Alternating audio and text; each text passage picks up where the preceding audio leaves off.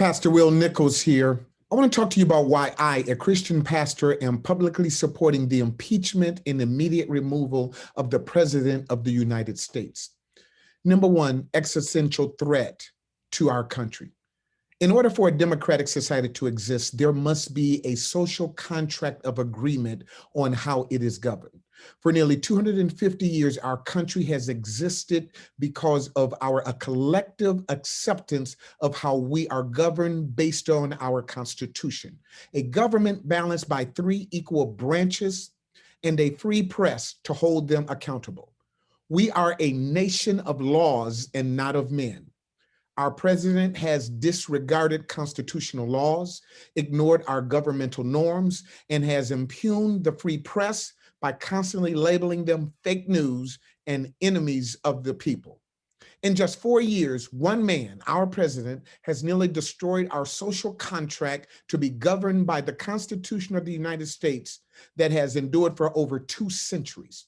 Without our collective agreement on truth and government, we cannot coexist with each other. Number 2, the big lie, election fraud. Even before the 2020 election was finalized, the president said that the only way he could lose would be if there was election fraud. He lost, and there was no election fraud. Not one reputable news source has reported any election fraud.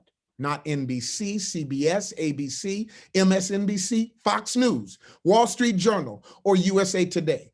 Not one court, from multiple state courts to the U.S. Supreme Court, has been presented with any evidence of any election fraud. Not one judge, appointed by both Democrats and Republicans, has found any election fraud from more than 60 cases filed. Therefore, the calls of election fraud are a big lie. Number 3, the incitement of insurrection. Maya Angelou said, when someone shows you who they are, believe them the first time. The president told us who he was 5 years ago when he said he would not accept the election results if he lost. So we should not be surprised by his behavior 5 years later when he did lose. He had already told us who he was. The president used the big lie of election fraud to call a rally of his supporters to meet him at the Capitol, where he and his enablers continued that big lie. He riled them up and then told them to go fight the steal, and then sent them off to the Capitol building where the Senate and the House of Representatives were in session. That mob, armed with zip ties, guns, Molotov cocktails, and pipe bombs, commenced with overrunning and beating Capitol Police, resulting in the death of at least 5 people.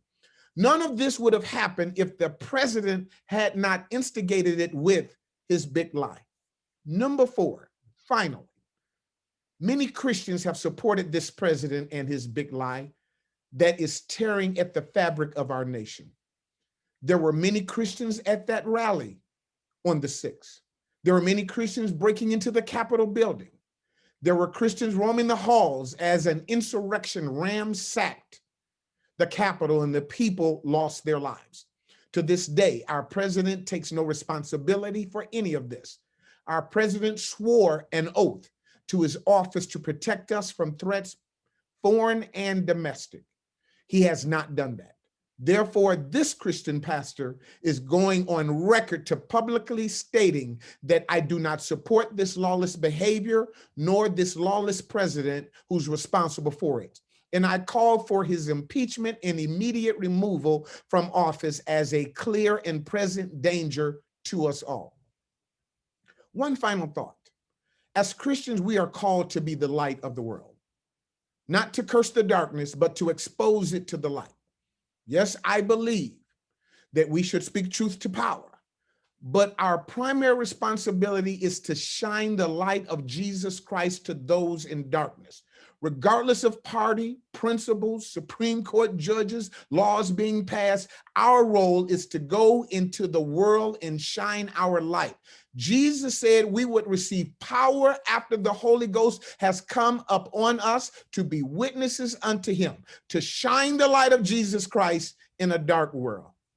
Thank you.